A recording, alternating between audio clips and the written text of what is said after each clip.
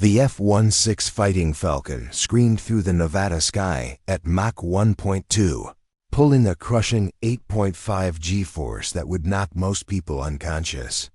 Inside the cockpit, Lieutenant Sarah Chun's vision tunneled as the gravitational force pressed down.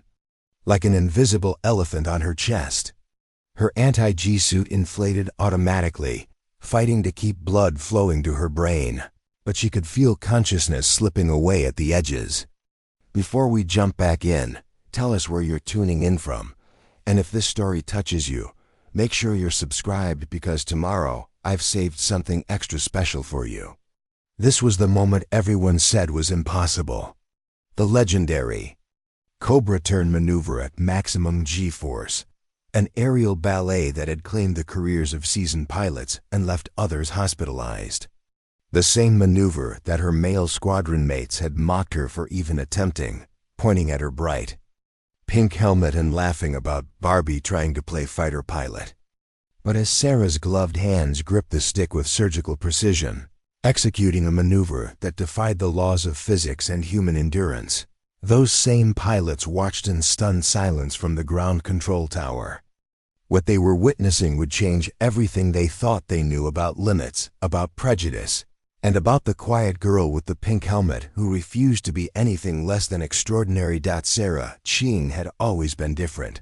And nowhere was that more apparent than the day she walked into Nellis Air Force Base in Las Vegas, Nevada, carrying a helmet that looked like it belonged in a toy store rather than a fighter squadron.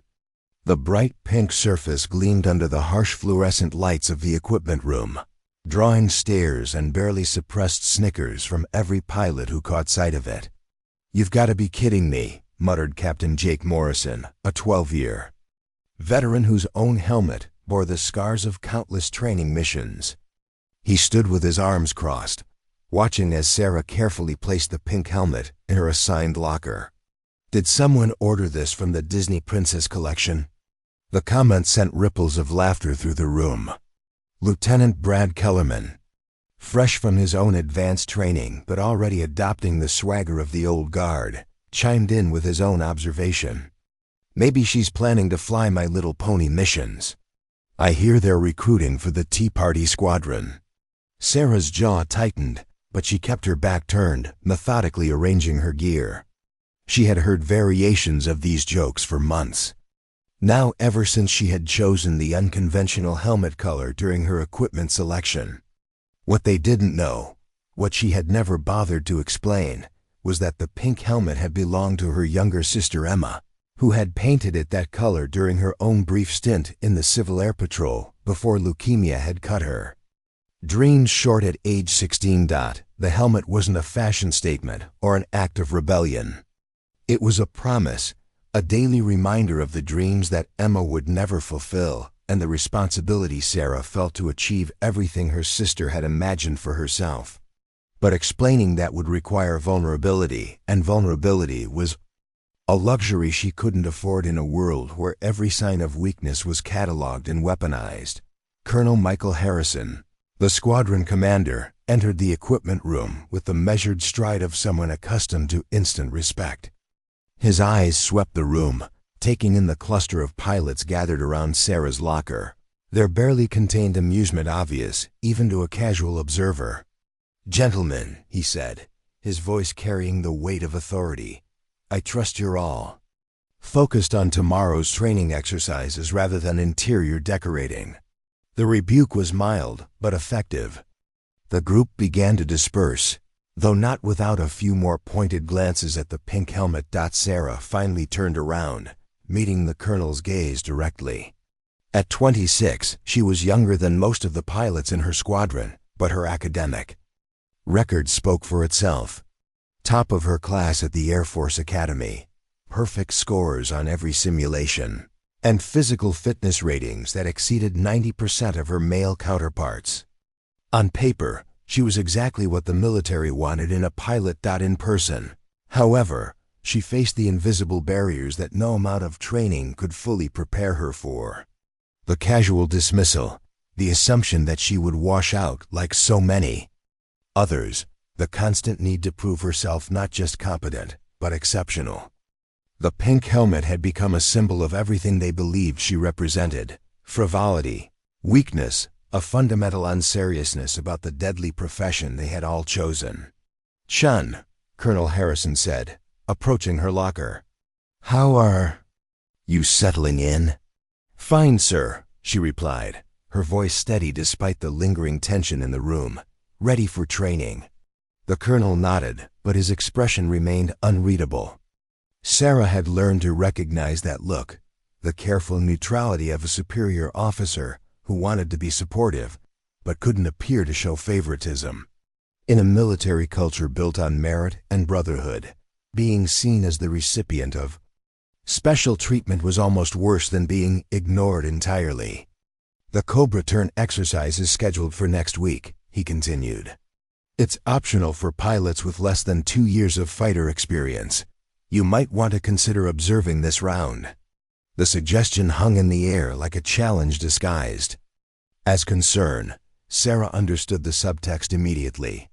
The Cobra Turn was legendary among fighter pilots, a maneuver that pushed both aircraft and pilot to their absolute limits.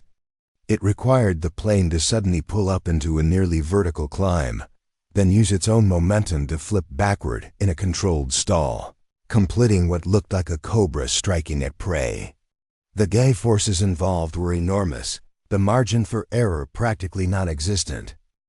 Most pilots attempted it only after years of experience, and even then, many never mastered it. The maneuver served no practical combat purpose in modern warfare, but it remained the ultimate test of piloting skill and physical endurance.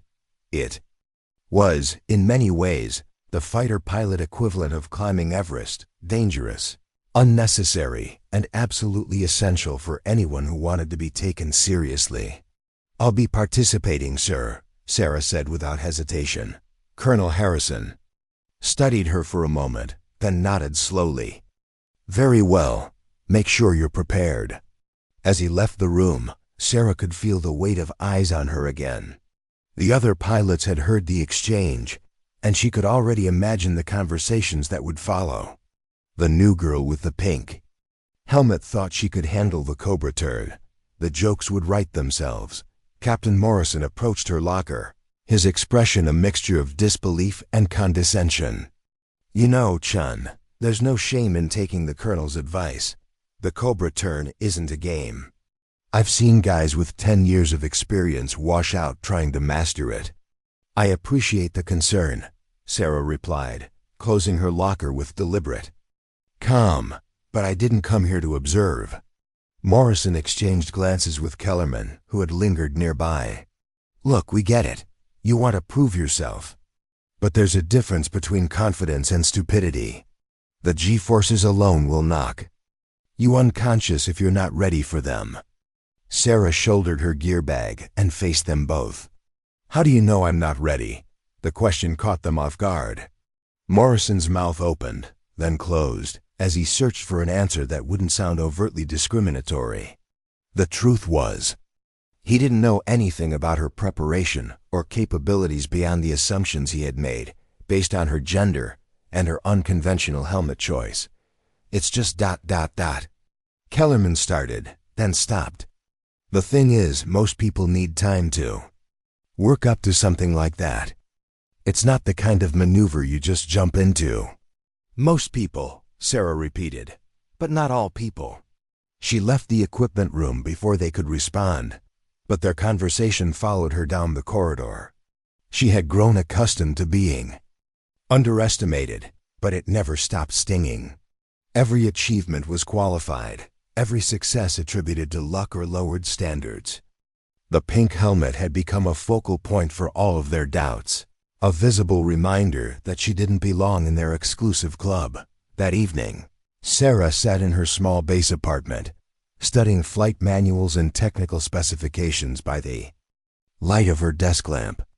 The walls were bare, except for a single photograph, Emma at 15, grinning beneath the brim of a Civil Air Patrol cap, her eyes bright with dreams of someday flying military aircraft. Sarah traced the edge of the photograph with her finger, remembering the conversation they had shared just months before Emma's diagnosis. They had been lying on the grass in their backyard, watching contrails streak across the summer sky, when Emma had announced her intention to become a fighter pilot. "I want to fly the fast ones," Emma had said, shielding her eyes from the sun. "The ones that break the sound barrier and make the ground shake. Those are the hardest to get into," Sarah had warned, ever the practical older sister. "You'd have to be perfect at everything." Emma had laughed, the sound carrying across the yard like music. "Then I'll be perfect at everything." The memory was bittersweet now, tinged with the knowledge of how quickly everything had changed. Emma's illness had progressed rapidly, stealing her strength and mobility before eventually claiming her life. But even during the worst days of treatment, she had made Sarah promise to pursue the dreams they had shared. "Someone has to show them what we can do," Emma had whispered during one of their last conversations. "Someone has to prove that girls can fly just as fast and just as fearlessly as anyone else." The pink helmet had been Emma's idea, painted during a rare good day when her energy had returned briefly. "If you're going to break barriers," she had said, wielding the paintbrush with shaky hands, "you might as well do it in style." Now preparing for the most challenging maneuver of her career, Sarah felt the weight of that promise more keenly than ever. The Cobra Turn wasn't just about proving herself to her squadron mates or advancing her career. It was about honoring Emma's memory and demonstrating that excellence came in many forms, even forms that happened to wear bright pink helmets. The technical specifications for the maneuver were daunting. The aircraft would need to pull up to a 90-degree angle while maintaining precise control, then use the resulting stall to flip backward in a controlled arc. The G-forces would peak at 8.5, well beyond what most humans could endure without losing consciousness. The margin for error was measured in milliseconds and degrees. Preparing and narrating this story took us a lot of time, so if you are enjoying it, subscribe to our channel. It means a lot to us. Now back to the story. Sarah had been preparing for this moment longer than anyone knew. Every training flight, every simulation, every physical fitness session had been building toward the skills she would need. Her smaller frame actually worked in her favor when it came to G-force tolerance. Less body mass meant less blood volume to redistribute under extreme acceleration. Her cardiovascular conditioning was exceptional, her reaction times consistently in the top percentile. But preparation could only take her so far. The Cobra Turn required something beyond technical skill or physical capability. It demanded the kind of confidence that came from absolute trust in one's abilities, the willingness to push beyond perceived limits and into territory where doubt could be fatal. As she reviewed the maneuver specifications one final time, Sarah could hear Emma's voice in her memory, urging her forward with the same fierce determination that had carried her through months of chemotherapy. The pink helmet sitting on her dresser seemed to glow in the lamplight, a beacon of promise and possibility in a world that had told her she didn't belong. Tomorrow's training would be the first step toward proving them wrong. Not just for herself, but for every girl who had ever been told that her dreams were too big, her ambitions too bold, her pink helmet too bright for the serious business of breaking barriers and touching the sky. The pre-dawn darkness at Nellis Air Force Base carried a desert chill that made Sarah's breath visible as she walked across the tarmac toward the flight line. The F-16 stood in perfect formation, their sleek profiles outlined against the gradually lightening sky. Each aircraft represented millions of dollars of cutting-edge technology, but more than that, they embodied the dreams and aspirations of every pilot who had ever looked up at the sky and wondered what it would feel like to push the boundaries of human flight. Sarah's boots echoed against the concrete as she approached her assigned aircraft, tail number 847. The ground crew had already completed their pre-flight inspection, and the plane gleamed under the floodlights like a predator, ready to hunt. She ran her hand along the fuselage, feeling the cold metal beneath her palm, connecting with the machine that would either validate her years of preparation or expose her limitations in the most public way possible. Early bird today, Chan? The voice belonged to Technical Sergeant Rodriguez, the chief mechanic whose 20-year career had given him the authority to speak freely with pilots regardless of rank. Unlike the other squadron members, Rodriguez had treated Sarah with professional respect from day one, focusing on her technical knowledge rather than her appearance.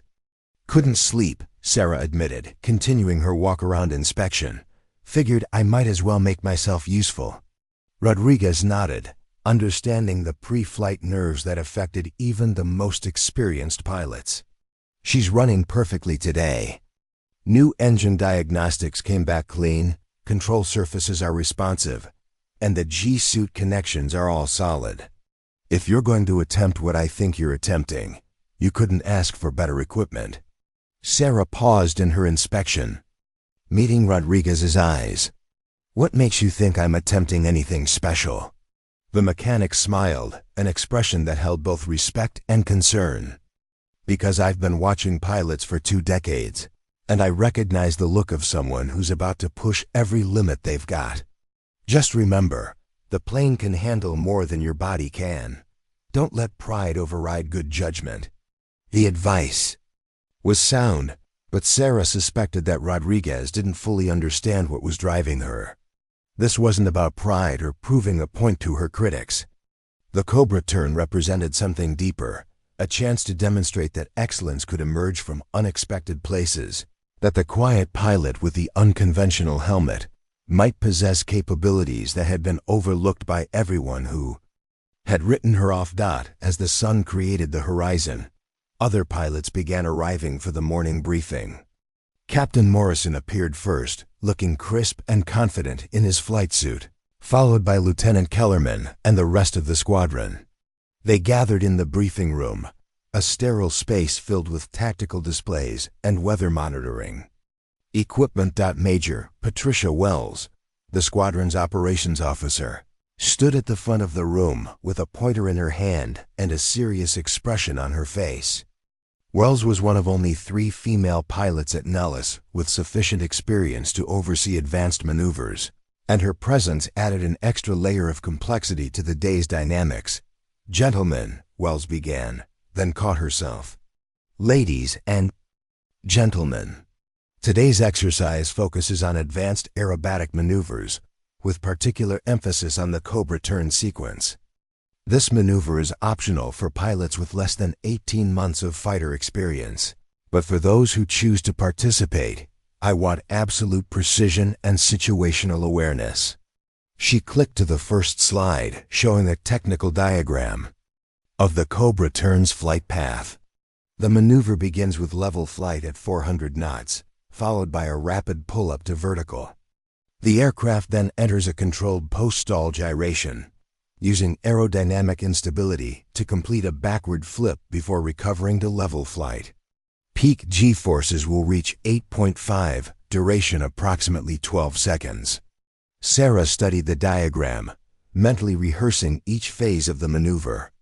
She had practiced similar sequences in the simulator countless times, but the real aircraft would respond differently, with variables that no computer program could fully replicate. The margin for error was measured in fractions of seconds and degrees of angle. "Safety protocols are non-negotiable," Wells continued. "Each pilot will have ground control monitoring vital signs and aircraft systems. Any deviation from acceptable parameters will result in immediate termination of the exercise. Medical personnel are standing by, and recovery aircraft are fueled and ready." Captain Morrison raised his hand. "Ma'am, what's the current success rate for pilots attempting this maneuver for the first time?" "Approximately 30% achieve a clean execution on their initial attempt," Wells replied. "Another 40% complete the maneuver, but with technical deficiencies that would be unacceptable in operational conditions. The remaining 30% abort the exercise due to G-force limitations or loss of aircraft control." The statistics were sobering, but Sarah found them oddly comforting. Low success rates meant that failure wouldn't be unexpected or particularly noteworthy. But success, clean, Precise execution of one of aviation's most demanding maneuvers would be impossible to dismiss or minimize. "Chun," Wells called out, drawing Sarah's attention back to the front of the room. "You're scheduled for the third attempt. Any concerns or questions?" "No, ma'am," Sarah replied, her voice steady despite the acceleration of her heartbeat. "I'm ready," Wells nodded, but her expression suggested skepticism. "Remember, there's no shame in recognizing your limitations. This maneuver has hospitalized experienced pilots. If you feel any doubt during the approach, abort and try again another day." The briefing continued with weather conditions, radio frequencies, and emergency procedures. Sarah absorbed every detail while simultaneously running through her own mental checklist. Physical preparation, technical knowledge, equipment familiarity. She had spent months preparing for this moment, but the ultimate test would come in the cockpit, where theory would meet reality under conditions that would push her to her absolute limits. After the briefing, the pilots dispersed to their aircraft. Sarah noticed Morrison and Kellerman hanging back, their conversation too quiet to overhear, but their glances in her direction making their topic obvious. She ignored them, focusing instead on the task ahead. The walk to her aircraft felt longer than usual, each step carrying her closer to a moment that would define her career and possibly her life. The pink helmet tucked under her arm drew the usual stares from ground crew and maintenance personnel, but Sarah had learned to use their attention as motivation rather than distraction. She climbed into the cockpit with practiced efficiency, running through her pre-flight checklist with mechanical precision. The familiar ritual of strapping in, checking instruments, and establishing radio communication helped calm her nerves. Inside the cockpit, surrounded by the complex array of switches, displays, and controls, she felt truly at home for the first time all week. "Desert Control, this is Viper 847, ready for taxi," she announced over the radio. "Viper 847, taxi to runway 21. Winds 270 at 8 knots, cleared for takeoff when ready." The F-16 rolled forward with barely perceptible acceleration, its single Pratt & Whitney engine providing over 29,000 pounds of thrust. Sarah felt the familiar surge of adrenaline as the aircraft gained speed, the runway centerline blurring beneath her as she approached rotation speed. "Viper 847, rotate." The nose lifted smoothly, and suddenly Sarah was airborne, climbing into the crystal-clear Nevada sky. The base fell away beneath her, shrinking to a collection of geometric shapes against the desert landscape. At 10,000 feet, she leveled off and began flying toward the designated exercise area. "Viper 847, this is Desert Control. You're cleared into the exercise area. Maintain altitude 15,000 feet and await further instructions." "Desert Control, Viper 847, maintaining 15,000. Through her headset, Sarah could hear the first pilot beginning his attempt. Captain Morrison's voice was calm and professional as he reported his position and intentions, but she could detect the subtle tension that preceded any high-stakes maneuver. "Desert Control, Viper 623 beginning Cobra Turn sequence." For the next several minutes, Sarah listened to Morrison's progress through the maneuver. His technique was solid, his execution competent, but the final result fell short of perfection. Ground control noted several minor deviations from optimal flight path, and Morrison's own post-flight assessment acknowledged the need for improvement. "Not bad for a first attempt," came the voice of Major Wells over the radio. "Room for improvement on the recovery phase, but overall acceptable performance." Lieutenant Kellerman followed with a similar result, technically successful but lacking the precision that would distinguish a truly exceptional pilot. Sarah found herself analyzing their mistakes, identifying the subtle errors in timing and control input that had prevented them from achieving the clean execution that the maneuver demanded. "Viper 847, this is Desert Control. You're cleared for the Cobra Turn sequence. Report when ready to begin. Sarah took a deep breath, feeling the familiar pre-performance calm that had served her well throughout her career. Every simulation, every training flight, every moment of preparation had led to this point. The pink helmet that had drawn so much ridicule was now her lucky charm, a tangible connection to the promise she had made to Emma and to herself. Desert Control, Viper 847 is ready to begin. Viper 847, you are cleared for the Cobra Turn. Good luck. Sarah pushed the throttles forward, feeling the F-16 surge ahead as she accelerated to the required entry speed. The desert landscape blurred past her canopy as she approached 400 knots, the aircraft responding to her inputs with the precision of a finely tuned instrument. Her breathing remained steady, her hands relaxed but ready. At the exact moment specified in the briefing, Sarah pulled back on the stick with controlled aggression, feeling the aircraft's nose snap upward toward the vertical. The G-forces began building immediately, pressing her back into her seat as the F-16 climbed through an impossible angle. Her anti-G suit inflated automatically, squeezing her legs and abdomen to prevent blood from pooling away from her brain. The world outside her canopy spun crazily as the aircraft approached the critical moment of the maneuver. This was where most pilots encountered problems, the transition from controlled flight to controlled instability, where the aircraft would either complete the backward flip or enter an unrecoverable spin. Sarah's vision began to tunnel as the G-forces peaked, but her hands remained steady on the controls. She could feel the aircraft beginning to stall, its forward momentum converting to rotational energy. The nose continued past vertical, and for a moment that seemed to last forever, the F-16 hung motionless in space. Then physics took over, and the aircraft began its backward rotation, completing the Cobra-like strike that gave the maneuver its name. Sarah felt the G-forces reverse as the plane flipped, creating a sensation like being turned inside out. Her instrument panel showed readings that defied normal flight parameters, but everything was progressing exactly as planned. The recovery phase required split-second timing and absolute precision. Too early, and the aircraft would enter a dangerous spin. Too late, an excessive altitude loss would abort the maneuver. Sarah waited for the exact moment when the aircraft's energy state reached the optimal recovery point, then applied the control inputs she had practiced thousands of times in simulation.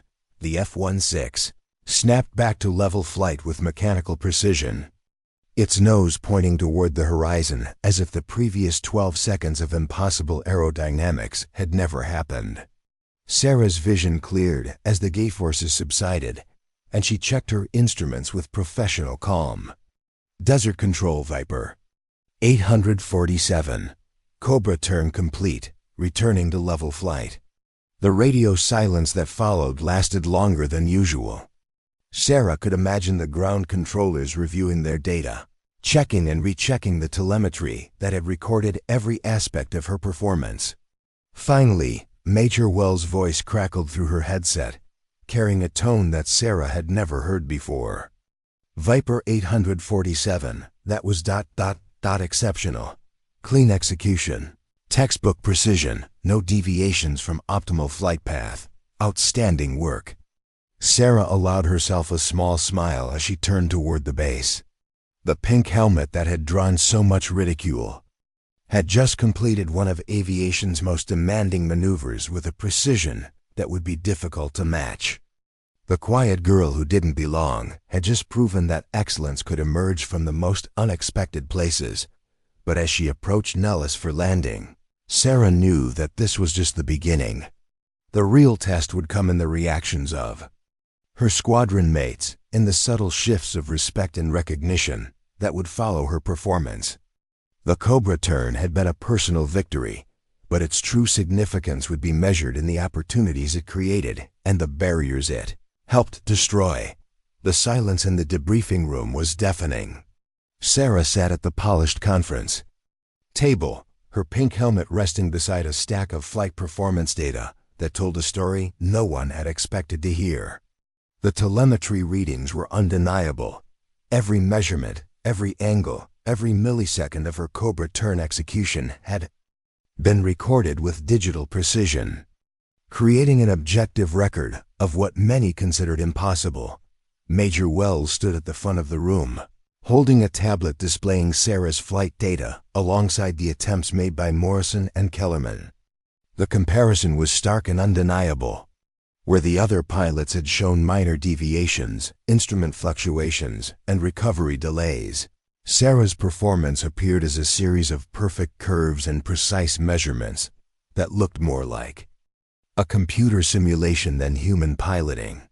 In 23 years of evaluating advanced maneuvers, Wells began, her voice carrying a note of professional awe, I have never seen a first-attempt Cobra Turn executed with this level of precision. The G-force tolerance, spatial orientation maintenance, and control input timing represent textbook performance that most pilots never achieve, even after multiple attempts. Captain Morrison shifted uncomfortably in his chair, his confident demeanor from earlier in the day replaced by something approaching bewilderment. The man who had made jokes about Disney princess collections now found himself confronting data that challenged every assumption he had made about the quiet pilot with the unconventional helmet.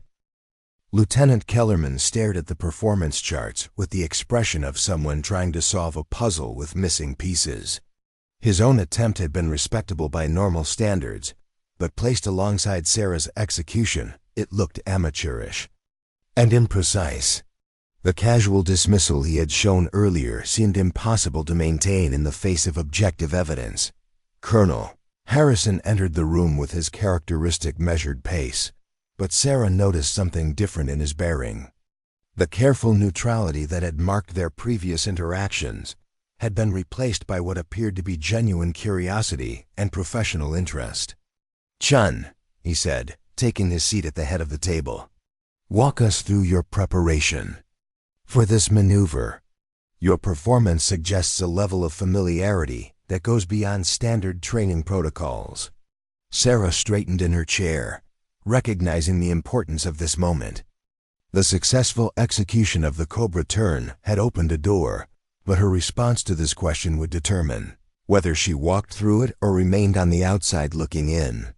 Sir, I've been preparing for advanced aerobatic maneuvers since my academy days.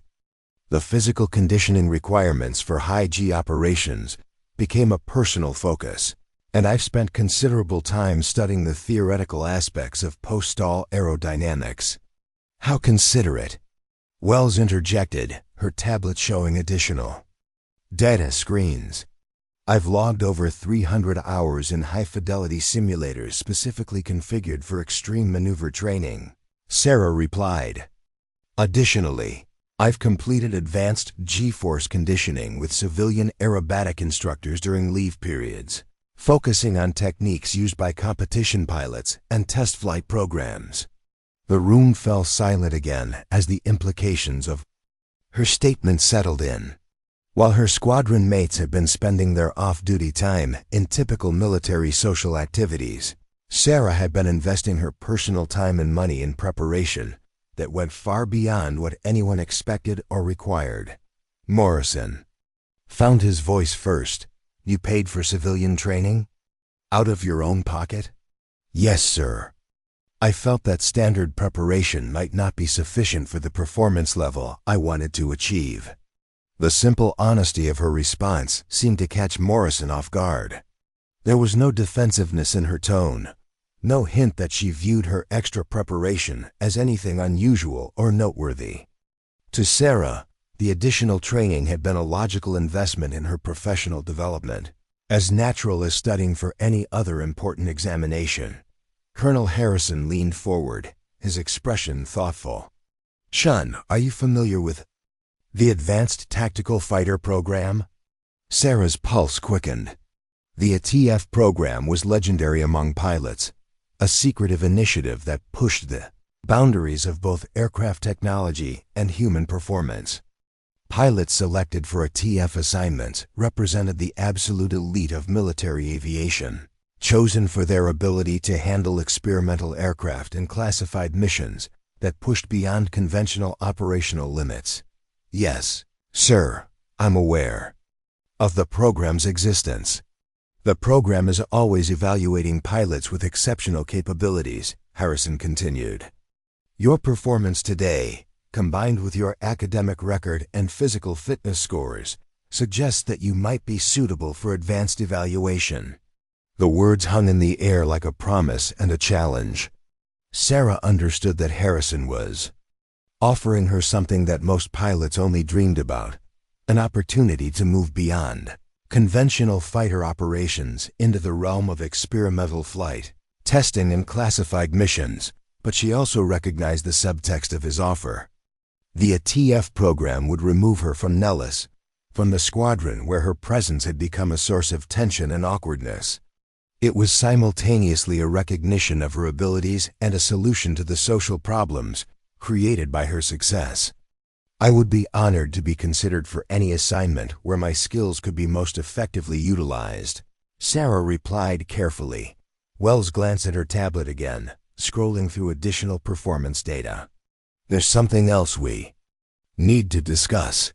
Your G-force tolerance during the maneuver exceeded the theoretical limits for your height and weight profile.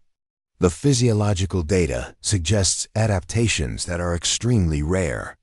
Sarah had suspected this moment would come. Her unusual tolerance for high-G operations wasn't just the result of training. It was also the product of genetic variations that occurred in less than 1% of the population.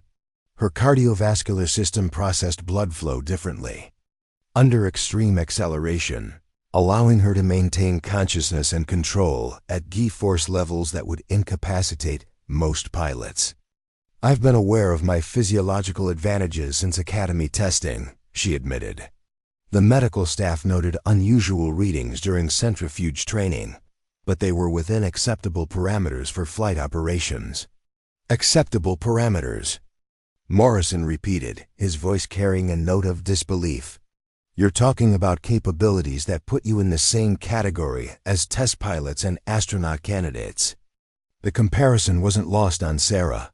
Astronaut selection criteria included exactly the type of physiological advantages she possessed, combined with the technical knowledge and psychological stability that her performance had demonstrated.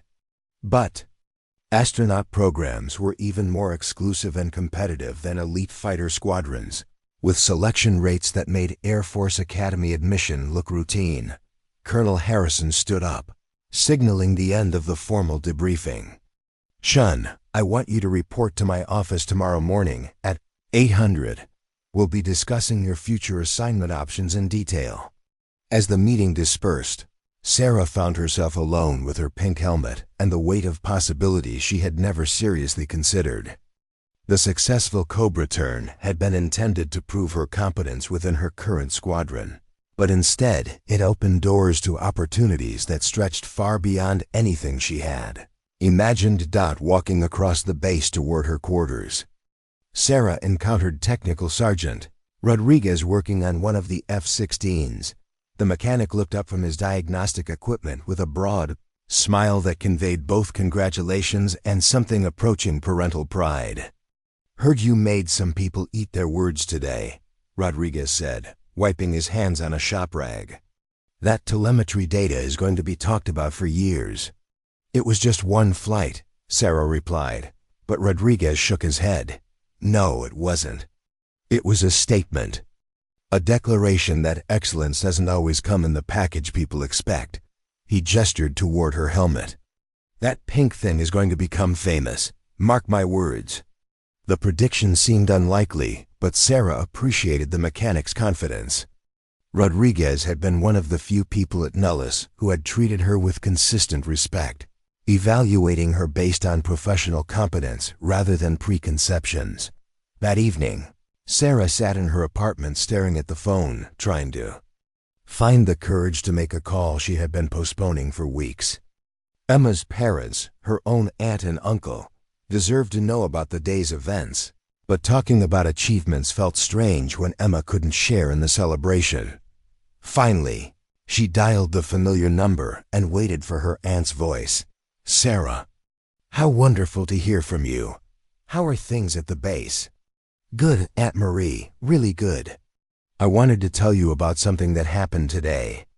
Sarah described the Cobra Turn, the preparation, and the aftermath, trying to convey the significance of the moment without sounding boastful.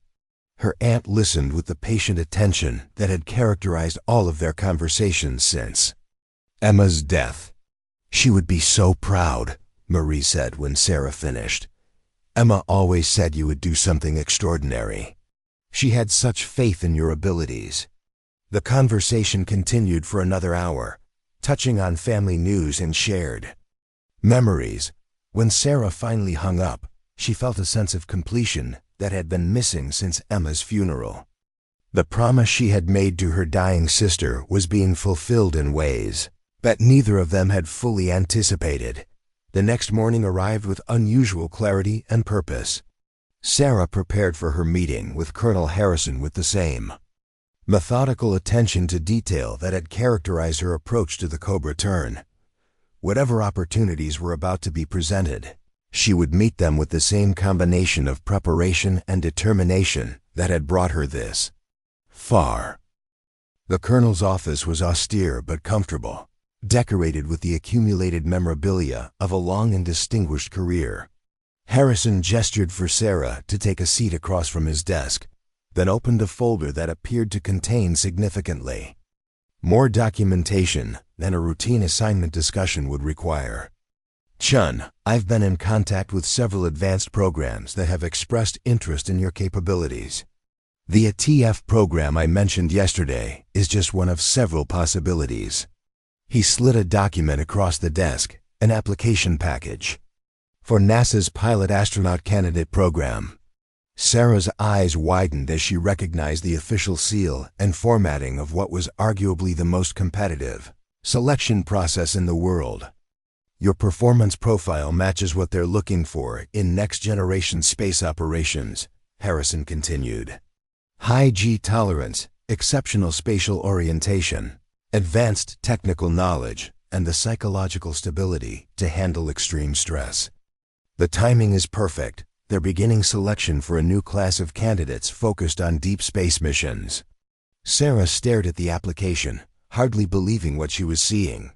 Astronaut selection had always seemed like an impossible dream, something reserved for test pilots with decades of experience and advanced degrees from prestigious universities. But here was Colonel Harrison suggesting that her path to space might be more direct than she had ever imagined. "There's also the Air Force Test Pilot School," Harrison added, placing another set of documents on the desk. "Edwards Air Force Base in California. They're looking for pilots who can handle experimental aircraft and push the boundaries of what's considered possible in atmospheric flight." The choices before her represented different paths toward the same ultimate goal, the opportunity to be part of humanity's expansion beyond Earth's atmosphere. But they also meant leaving behind the familiar world of operational squadrons and entering realms where failure could have consequences far beyond personal embarrassment. "Sir, may I ask why you're presenting these opportunities now?" Harrison smiled, the first completely genuine expression Sarah had seen from him. "Because yesterday you demonstrated that you possess capabilities that are too valuable to waste on routine operations. The Air Force has invested significant resources in your development, and it's time to see that investment pay dividends in areas where your unique abilities can make the greatest impact." Sarah looked down at the pink helmet resting beside her chair, thinking about the journey that had brought her to this moment. The ridicule and dismissal she had endured were being transformed into opportunities that most pilots could only dream about. The unconventional choice that had marked her as an outsider was about to become the symbol of her entry into the most exclusive communities in aviation and space exploration. "I'll need time to consider these options carefully," she said. "Take all the time you need," Harrison replied. "But don't take too long."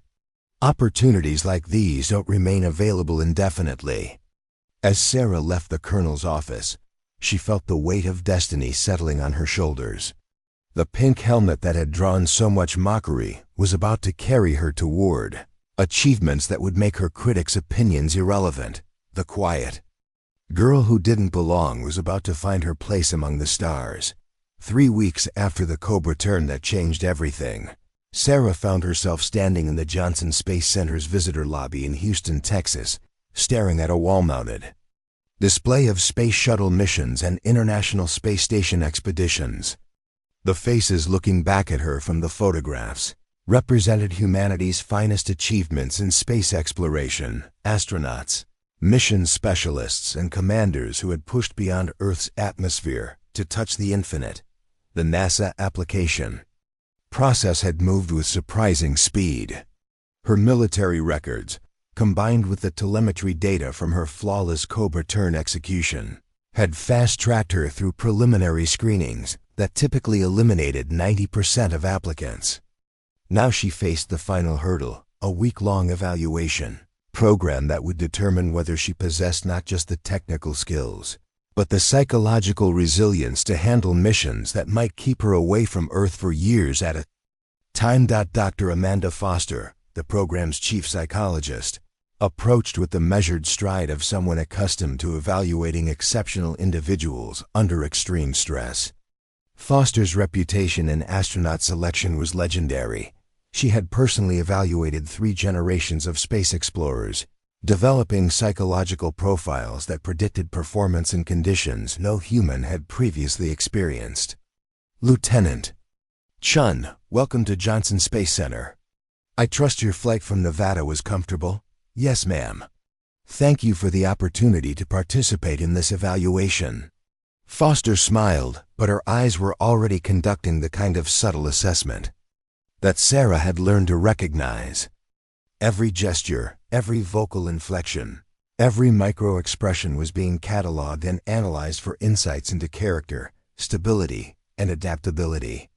Before we begin the formal evaluation process, I'd like to understand what brought you to this point.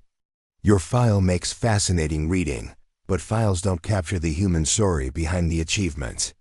They walked through corridors lined with space exploration memorabilia, past photographs of historic missions and technical displays, showing the evolution of spacecraft design. Sarah felt the weight of history in these halls, the accumulated dreams and sacrifices of everyone who had contributed to humanity's reach toward the stars. I suppose it started with a promise, Sarah began, surprised by her own honesty. My sister Emma died of leukemia when she was 16. She had dreams of becoming a pilot, of pushing boundaries and proving that limitations existed only in people's minds. When she died, I inherited those dreams along with the responsibility to fulfill them. Foster nodded, making mental notes that would later become part of Sarah's psychological profile. Tell me about the pink helmet. Our preliminary research suggests it's become something of a symbol, but the choice seems deliberately provocative. Sarah touched the helmet case she carried, feeling the familiar weight of memory and promise. Emma painted it during one of her good days, when the chemotherapy had given her a brief respite. She said that if I was going to break barriers, I might as well do it in style. The color wasn't meant to be provocative, it was meant to be hopeful. The conversation continued as they toured the facility, moving from theoretical discussion to practical demonstration. Sarah underwent a series of tests designed to evaluate everything from spatial reasoning to stress response. She solved complex, 3-dimensional puzzles while subjected to disorienting stimuli, demonstrated her ability to maintain focus during simulated equipment failures, and participated in team exercises that revealed her leadership style under pressure. The physical evaluations were equally comprehensive. Sarah's unusual G-force tolerance, documented during her Cobra Turn performance, was tested using NASA's human-rated centrifuge, a machine capable of generating acceleration forces that simulated launch and re-entry conditions. The results confirmed what the Nellis data had suggested. Her physiological responses fell well within the parameters required for long-duration spaceflight. But it was during the psychological evaluations that Sarah truly distinguished herself. Dr. Foster presented scenarios that had no clear solutions, moral dilemmas that required difficult choices between competing priorities. In one simulation, Sarah was asked to choose between risking crew safety to complete a mission objective or aborting a years-long exploration to ensure everyone returned home safely. "The mission parameters are clear," Sarah responded after careful consideration. "But mission success means nothing if we lose the people we're trying to protect. The objective can be achieved by future missions, but crew members can't be replaced." Foster made another note, recognizing the kind of ethical framework that NASA valued in its astronaut corps.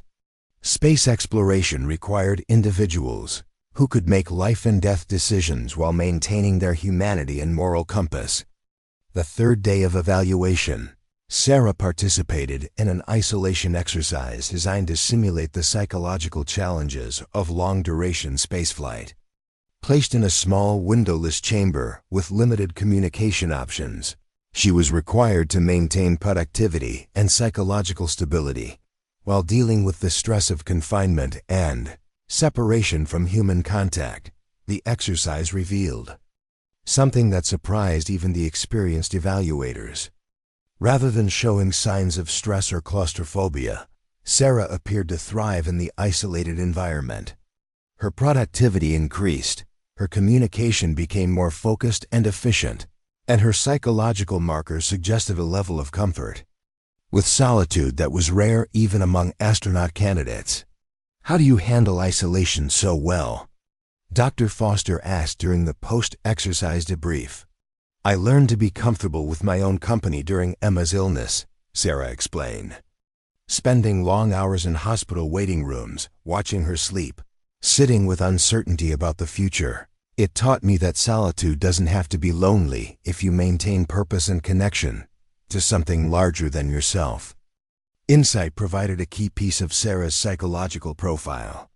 Most astronaut candidates struggled with isolation exercises because they drew energy from interaction with others.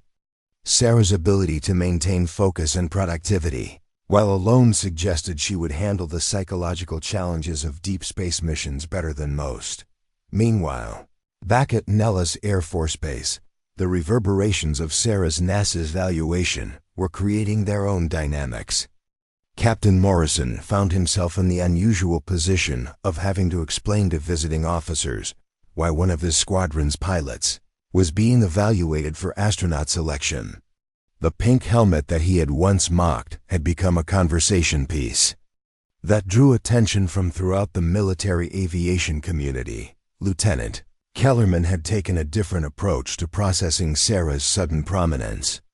Rather than continuing to dismiss her achievements, he had begun studying her training methods and preparation techniques, recognizing that her success offered lessons that could benefit his own career development. "She's been preparing for this level of performance since academy graduation," he admitted to Morrison during one of their conversations. "While we were focused on meeting minimum standards, she was building capabilities that none of us imagined were possible." The observation was accurate but incomplete. Sarah's preparation had indeed been exceptional, but her natural abilities, the rare physiological adaptations that allowed her to excel in high-G environments, provided advantages that couldn't be replicated through training alone. On the final day of her NASA evaluation, Sarah participated in a group exercise that brought together astronaut candidates from multiple backgrounds: military pilots, research scientists, engineers, and physicians.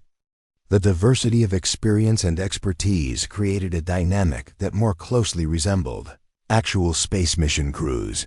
The exercise involved solving a complex technical problem under time pressure, while dealing with simulated equipment failures and communication difficulties.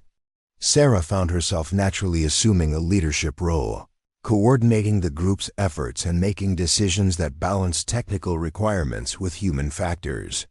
Chun, take us through your reasoning for the thruster configuration decision, instructed Commander Jennifer Walsh, a veteran astronaut who was observing the exercise. The optimal solution from a fuel efficiency standpoint would be the Delta V approach, Sarah explained, pointing to the technical diagrams displayed on the simulation screen. But that configuration puts excessive stress on the structural components and increases the risk of catastrophic failure. The alternative approach uses more fuel, but provides multiple redundancies that protect crew safety. Commander Walsh nodded approvingly. The decision demonstrated exactly the kind of thinking that NASA valued: technical competence balanced with risk assessment and crew protection priorities. As the evaluation week concluded, Sarah felt a mixture of exhaustion and exhilaration. The tests had pushed her to her limits in ways that were different from, but equally challenging, as the Cobra Turn maneuver. Rather than testing her individual capabilities in isolation, the NASA evaluation had examined her ability to function as part of a team while maintaining the technical excellence and psychological stability that space exploration demanded. Dr. Foster conducted a final interview that felt more like a conversation between colleagues than an evaluation session. Lieutenant Chun, you've performed exceptionally well throughout this process. Your technical skills, physiological advantages, and psychological profile all suggest that you would be an excellent addition to the astronaut corps. Sarah felt her heart rate increase despite her efforts to remain calm. Thank you, ma'am. This experience has been extraordinary. However, Foster continued, I want you to understand what accepting this path would mean. Astronaut training is a minimum 2-year commitment, with the possibility of much longer periods depending on mission assignments. You would be entering a world where personal sacrifice is not just expected but required, where years of preparation might lead to missions that keep you away from Earth for extended periods. The warning was both sobering and thrilling. Sarah had spent her entire career preparing for challenges that would test her limits, but astronaut training represented a level of commitment that went beyond anything she had previously experienced. I also want you to know, Foster added, that your unconventional path to this point, the pink helmet, the resistance you've faced, the way you've turned skepticism into motivation, those experiences have actually strengthened your candidacy. Space exploration needs people who can maintain their identity and purpose while facing unprecedented challenges. That evening, Sarah sat in her Houston hotel room with application documents spread across the desk. The NASA astronaut program represented the fulfillment of dreams she had barely allowed herself to acknowledge. But accepting would mean leaving behind the familiar world of military aviation for something entirely unknown. She picked up her phone and dialed Colonel Harrison's direct number at Nellis. Chun, I was hoping to hear from you. How did the evaluation go? Better than I expected, sir. Dr. Foster indicated that my candidacy would likely be viewed favorably. Outstanding. Are you prepared to accept if they make an offer? Sarah looked at her pink helmet, sitting on the hotel room dresser like a beacon of possibility. Sir, I think I've been preparing for this my entire life. Emma's dreams, my own ambitions, everything that led to that Cobra Turn, it was all pointing toward this moment. Then I think you have your answer, Harrison replied. The Air Force will be proud to have one of our pilots representing us in the astronaut corps. As Sarah ended the call, she felt the weight of decision settling into certainty. The pink helmet that had marked her as different would soon be replaced by the white helmets worn by astronauts. But the spirit it represented, the courage to be herself while pursuing excellence, would remain unchanged. The girl who had been laughed at for her unconventional choices was about to embark on humanity's greatest adventure. The barriers she had broken as a fighter pilot were nothing compared to the barriers she would help break as she reached toward the stars, carrying Emma's dreams and her own determination into the infinite possibilities of space. Tomorrow she would call Dr. Foster and accept whatever offer NASA chose to make. Tonight, she would honor the promise that had brought her this far and prepare for the journey that would take her beyond anything she had ever imagined possible. 18 months later, Sarah stood on the observation deck of the International Space Station, watching Earth rotate slowly beneath her feet. The blue marble that had been her home for 28 years now appeared as a fragile sphere suspended in the cosmic darkness, its thin atmosphere glowing like a delicate shell around the only known harbor of life in the universe. The journey from that first Cobra turn to this moment had been a blur of intensive training, psychological evaluations, and technical certifications that pushed the boundaries of human knowledge and endurance. NASA's astronaut training program had lived up to its reputation as one of the most demanding educational experiences on Earth, requiring mastery of everything from advanced orbital mechanics to emergency medical procedures. Station, this is Houston. We show you approaching the communication window for the educational outreach event. Are you ready to proceed? Sarah activated her headset microphone, checking the camera angle that would broadcast her image to thousands of students gathered in auditoriums across the United States.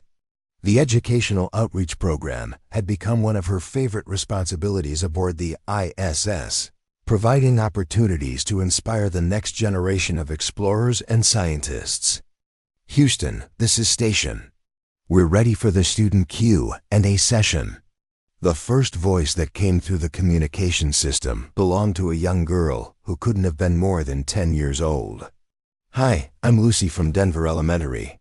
I want to be an astronaut like you someday, but my brother says girls can't fly spaceships. Is that true? Sarah smiled, thinking about Emma and all the barriers that had seemed insurmountable just a few years earlier. Lucy, that's absolutely not true. Some of the best pilots and astronauts I've ever worked with are women. The only thing that matters in space is whether you're prepared, whether you've done the work to understand the science and technology, and whether you're ready to be part of a team that explores the unknown. She paused, looking out at Earth again. I want to tell you something, Lucy. When I was a fighter pilot, some people made fun of me for having a pink helmet. They thought it meant I wasn't serious about flying. But that helmet represented something important to me.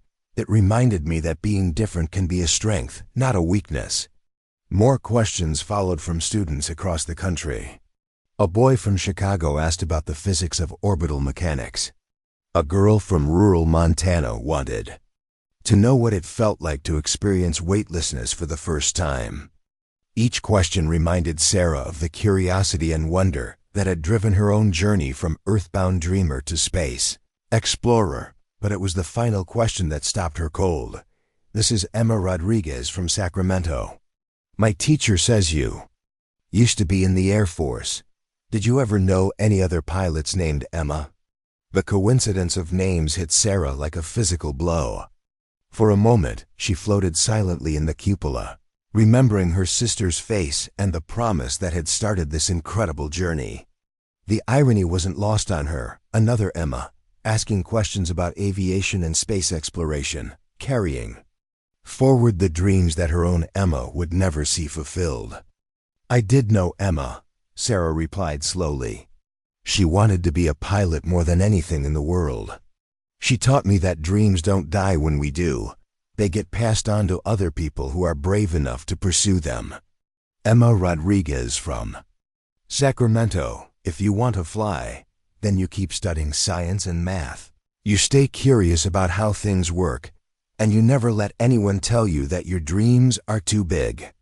After the communication session ended, Sarah remained in the cupola, processing the emotional weight of the conversation. 3 years had passed since Emma's death, but moments like these still brought the grief rushing back with unexpected intensity. Commander David Park, the ISS mission commander, drifted into the cupola with the practiced grace of someone who had spent over 6 months in microgravity. Park was a veteran of 3 previous space missions, with a reputation for steady leadership and technical excellence that had made him an ideal choice to oversee. Sarah's first space assignment. Rough question? He asked, noting her contemplative mood. Just unexpected, Sarah replied. Sometimes the universe has a strange sense of timing. Park nodded, understanding the complex emotions that could surface during long-duration spaceflight. You handled it well. Those kids will remember this conversation for the rest of their lives. The observation was probably accurate. Educational.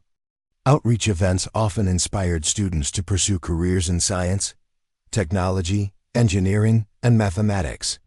Sarah's own path to space had been influenced by similar encounters with role models who had shown her that extraordinary achievements were possible.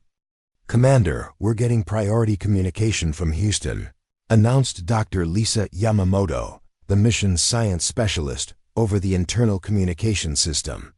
They want to discuss the upcoming EVA mission parameters. Sarah felt her pulse quicken. The upcoming extravehicular activity, a spacewalk outside the ISS, would be her first opportunity to work in the vacuum of space itself. The technical complexity and inherent danger of EVA operations represented the ultimate test of astronaut training and psychological preparation. They gathered in the station's main laboratory module, where the communication equipment provided secure channels for discussing mission-critical information. The voice of Flight Director Rebecca Torres came through clearly from Mission Control in Houston. Station, this is Houston.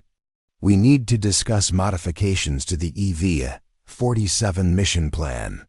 The solar array repair that was scheduled for next week has become more urgent due to degraded performance in panel section. Charlie 7. Commander Park activated the station's technical display, showing detailed schematics of the ISS solar array configuration. The International Space Station depended on its solar panels for electrical power, and any reduction in generating capacity could affect critical life support systems. Houston, we copy the urgency. What's the current power output from Charlie 7? Station. We're seeing a 30% reduction in expected output, with continuing degradation over the past 72 hours. Engineering analysis suggests a microcommercialite impact may have damaged the panel connections. Sarah studied the technical diagrams, analyzing the repair requirements and potential complications. EVA operations were among the most dangerous activities astronauts performed, requiring precise coordination between crew members while working in an environment where the smallest mistake could be fatal. Houston, this is Chun. I've reviewed the repair procedures and the access angle for the Charlie 7. Connections appears challenging. Has anyone considered using the station's robotic arm to provide additional positioning support? The suggestion demonstrated exactly the kind of innovative thinking that had distinguished Sarah throughout her career. Rather than accepting the standard approach to the repair, she was identifying ways to improve safety and efficiency by utilizing all available resources. Station, that's an excellent suggestion. We'll have the robotics team run simulations on arm positioning options and get back to you with modified procedures. Over the next several hours, Sarah worked with the ground team to develop an innovative approach to the solar panel repair that combined traditional EVA techniques with robotic assistance. The collaboration showcased the problem-solving capabilities that made her valuable not just as an individual astronaut, but as part of the larger team that made space exploration possible. The revised EVA plan called for Sarah and Commander Park to work outside the station for approximately 6 hours, using specialized tools to access the damaged solar panel connections, while the robotic arm provided positioning support. The complexity of the operation would test every aspect of their training and preparation.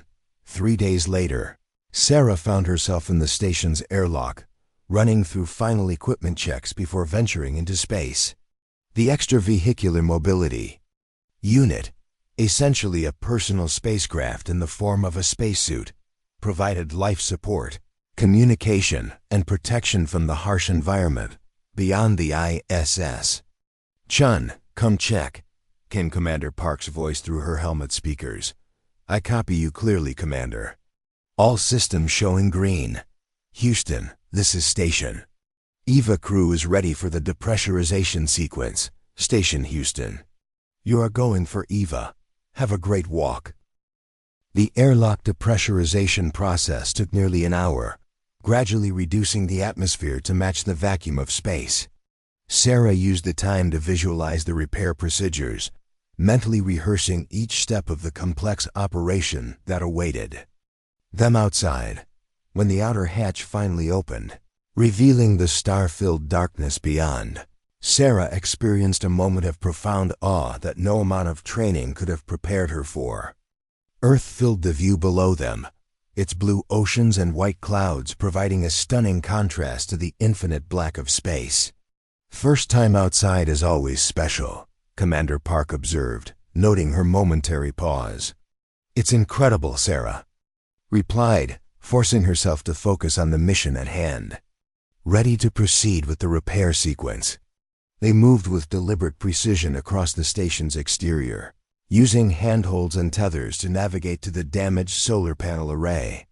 The work required absolute coordination, one person positioning tools while the other made delicate adjustments to connections that controlled power flow for the entire station.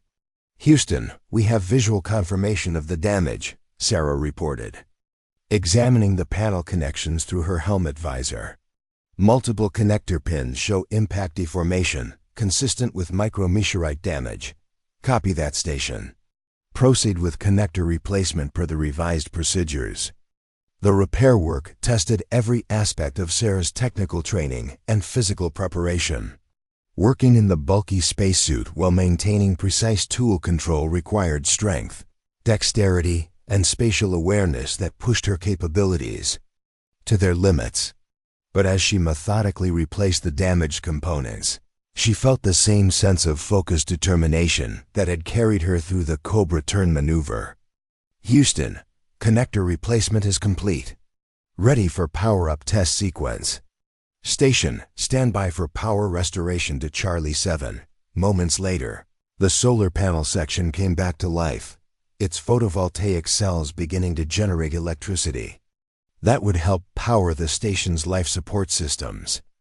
The successful repair represented not just technical achievement, but the kind of problem-solving under pressure that defines successful space operations. "Outstanding work, EVA crew. Panel output is back to nominal levels." As they prepared to return to the airlock, Sarah took one final look at Earth rotating beneath them. The planet that had once seemed so large and limitless now appeared small and precious, a reminder of how rare and valuable life was in the cosmic darkness. "You know," she said to Commander Park as they secured their equipment. "A few years ago, people were making jokes about my pink helmet. They thought it meant I wasn't serious about flying." Park smiled, understanding the significance of the moment. "I think you've proven them wrong about that." Sarah laughed, thinking about the journey that had brought her from Nellis Air Force Base to this moment floating in space above Earth. The pink helmet was back home in a display case. But the spirit it represented, the courage to be different while pursuing excellence, had carried her to achievements that exceeded her wildest dreams. As they re-entered the station and began the lengthy process of post-EVA procedures, Sarah reflected on how far she had come from that first day when Captain Morrison had mocked her equipment choices. The barriers she had broken as a fighter pilot now seemed small compared to the barriers she was helping break as a space explorer. Tomorrow would bring new challenges, new opportunities to push the boundaries of human knowledge and capability. But tonight, floating in humanity's outpost among the stars, Sarah felt the deep satisfaction of promises kept and dreams fulfilled, not just her own, but Emma's dreams that lived on in every young girl who looked up at the night sky and dared to imagine herself among the stars. 5 years after her return from the International Space Station, Sarah stood at the podium of the United States Air Force Academy's graduation ceremony, looking out at a sea of young faces that represented the future of military aviation and space exploration. The auditorium was packed with cadets who had grown up hearing stories about the pilot with the pink helmet who had gone from squadron outcast to space pioneer. But today wasn't about looking backward. Today was about the announcement that would reshape everything people thought they knew about the boundaries of human exploration. "Ladies and gentlemen," Sarah began, her voice carrying the authority that came from someone who had literally reached for the stars, "I'm here to announce the launch of Project Aurora, humanity's first crewed mission to Mars." The auditorium erupted in applause and cheers. Mars missions had been theoretical for decades, always seeming to be 20 years in the future. But recent technological breakthroughs in propulsion systems and life support technology had finally made the impossible achievable. Project Aurora will launch in 18 months, carrying a crew of 6 astronauts on a 2-year mission to establish humanity's first permanent research station on another planet. The mission will push the boundaries of human endurance, technological capability, and scientific discovery in ways that make everything we've accomplished so far look like the first tentative steps of a species learning to walk among the stars. Sarah paused, letting the magnitude of the announcement sink in. In the front row, she spotted a young cadet with distinctly pink accents on her uniform accessories, a small but deliberate choice that reminded Sarah of her own journey. "I've been selected as mission commander for Project Aurora, which means I'll have the honor of leading humanity's first steps on Mars. But more importantly, this mission represents something larger than any individual achievement. It represents the culmination of dreams that began with every person who ever looked up at the night sky and wondered what was possible." The personal significance of the moment wasn't lost on Sarah. From the Cobra Turn that had proven her capabilities to the spacewalk that had demonstrated her leadership under pressure, every step of her career had been building toward this ultimate challenge. Mars represented not just the next frontier in space exploration, but the final validation of every barrier she had broken along the way. After the ceremony, Sarah walked across the academy grounds toward the cadet dormitories, where she had agreed to meet with the Air Force's newest female pilots. The meeting had been requested by Cadet Jennifer Walsh, coincidentally the daughter of Commander Jennifer Walsh, who had evaluated Sarah during her astronaut selection process years earlier. The conference room was filled with young women who represented a new generation of military aviators. Unlike Sarah's early experiences, these cadets had grown up in an environment where female pilots were not unusual, where questions about capability were based on individual merit rather than gender assumptions.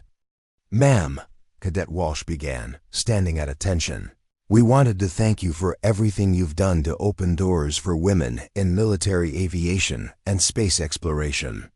Your achievements have made our paths possible." Sarah gestured for them to sit, remembering her own cadet days when meeting accomplished pilots had seemed like encountering beings from another world.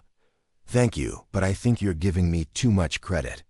Each of you is here because of your own capabilities and determination.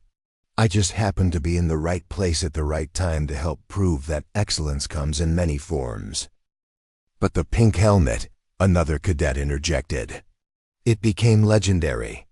There are rumors that NASA keeps it on display as inspiration for future astronauts." Sarah smiled, thinking about the helmet that now resided in the Smithsonian's National Air and Space Museum.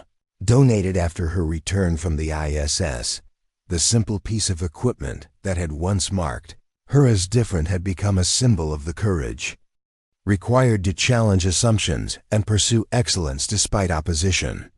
"The helmet was never about making a statement," Sarah explained. "It was about honoring someone I loved and carrying forward dreams that were bigger than any individual person. But I think its real significance is that it reminds us that being different isn't a weakness. It's often what makes extraordinary achievements possible." The conversation continued for another hour, covering everything from technical aspects of Mars' mission, planning to practical advice about navigating the challenges that still faced women in male-dominated fields. As Sarah prepared to leave, Cadet Walsh approached with a small package wrapped in tissue paper. "Ma'am, we wanted you to have this for the Mars mission." Sarah unwrapped the package to reveal a small pink patch designed to attach to a spacesuit or flight suit. The embroidery showed a stylized rocket trajectory from Earth to Mars, with Project Aurora written in silver thread above the image. "We thought you might want a small reminder of where the journey started." Walsh explained that the gift was both touching and meaningful. The patch would indeed accompany Sarah to Mars, serving as a tangible connection to Earth and to the people whose dreams had made the mission possible. But more than that, it represented the continuation of a legacy that had begun with Emma's paintbrush and a young pilot's determination to prove that barriers existed only in people's minds. 6 months later, Sarah found herself back at Johnson Space Center, this time preparing for the most ambitious mission in human history.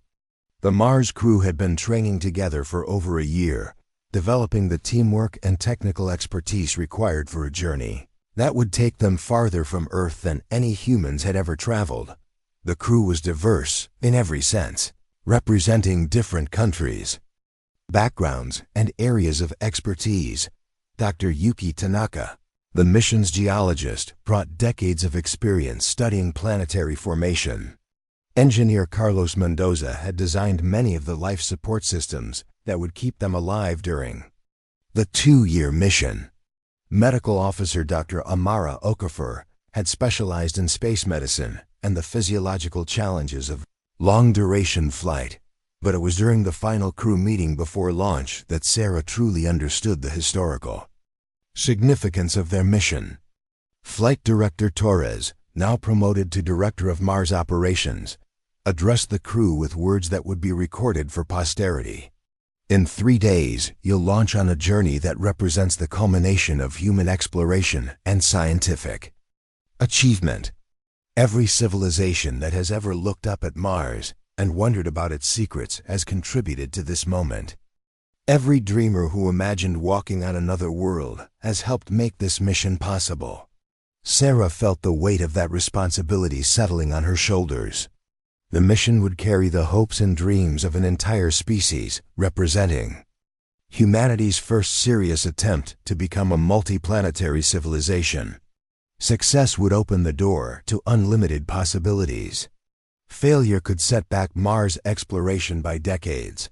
On launch day, Sarah lay strapped into the commander's seat of the Ares spacecraft, feeling the familiar pre-flight mixture of anticipation and focused calm. The vehicle that would carry them to Mars was a marvel of engineering, representing technological advances that made the Apollo program look primitive by comparison. "Ares crew, this is launch control. You are going for Mars departure. Have an incredible journey. Launch control, this is Ares. We're ready to make history." The nuclear-powered engines ignited with smooth precision, generating thrust that would accelerate them beyond Earth's gravitational influence and onto a trajectory that would intersect with Mars 8 months later. Sarah felt the acceleration pressing her back into her seat, but the sensation was familiar and comforting after years of high-performance flight.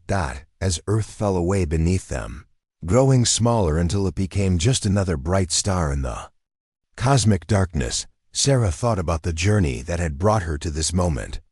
The pink helmet that had once marked her as an outsider had led to achievements that exceeded every expectation and assumption her critics had held. "Ares crew, you are now on trajectory for Mars," announced Mission Control. "All systems are nominal. Safe travels, explorers." Sarah activated the crew communication system, addressing her teammates who would share this historic journey. "Team, we're now farther from Earth than any humans in history. But we're also closer to proving that the only real barriers are the ones we accept in our own minds." Through the spacecraft's observation windows, Mars appeared as a distant red dot that would gradually grow larger over the coming months. The planet that had captured human imagination for millennia was waiting for them, ready to reveal its secrets to visitors from Earth who had dared to dream beyond the blue sky of their home. World. As the airy spacecraft settled into its cruise. Configuration for the long journey ahead. Sarah reflected on the chain of events that had led from a young girl's painted helmet to humanity's greatest adventure. Emma's dreams were alive in this mission, carried forward by someone who had refused to accept limitations and had instead chosen to reach for the infinite possibilities that lay beyond Earth's atmosphere. The barriers that had once seemed insurmountable now appeared as stepping stones that had led to this ultimate achievement. The girl who had been laughed at for her pink helmet was now commanding humanity's first mission to another planet, proving that excellence and determination could overcome any obstacle that stood between dreamers and the stars. Mars was waiting. History was calling. And Sarah Chun, the pilot who had turned mockery into motivation, was ready to answer with the same courage and determination that had carried her from that first Cobra Turn to the edge of the infinite. Up next, you've got 2 more standout stories right on your screen. If this one hits the mark, you won't want to pass these up. Just click and check them out. And don't forget to subscribe and turn on the notification bell so you don't miss any upload from us.